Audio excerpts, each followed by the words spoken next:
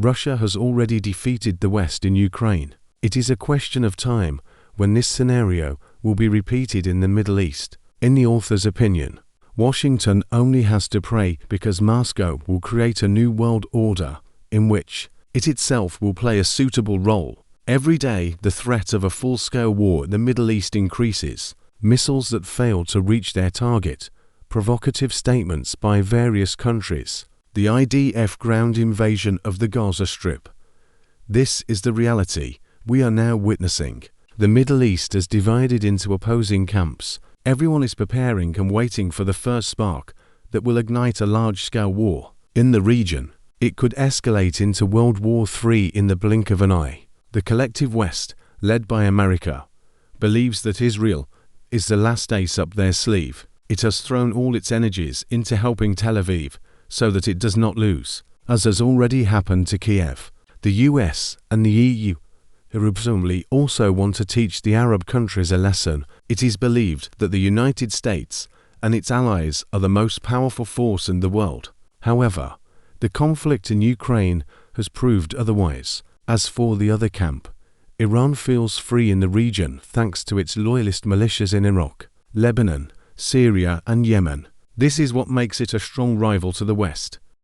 Some of Iran's allies, since the war between Israel and the Gaza Strip began, have begun to coordinate their actions in Syria and Iraq to strike at America, while others have become more active in Lebanon and Yemen, further destabilizing the Middle East. And there is a very simple calculation here by Tehran. It wants another influential country in the region, Egypt, to join the conflict. If Egypt officially enters the war in Gaza, the balance of power will change. That's what Iran believes. If Cairo intervenes in the conflict between Tel Aviv and the Gaza Strip, Tehran and its allies will abandon the Israeli front and take on America, using pro-Iranian groups in Iraq, Lebanon and Syria. Yemen, in turn, will deal with the Persian Gulf, which does not want to risk leaving the American trenches. China can play the most important role in the Middle East in its history. It will protect the Gulf states and ensure uninterrupted supplies of oil and gas.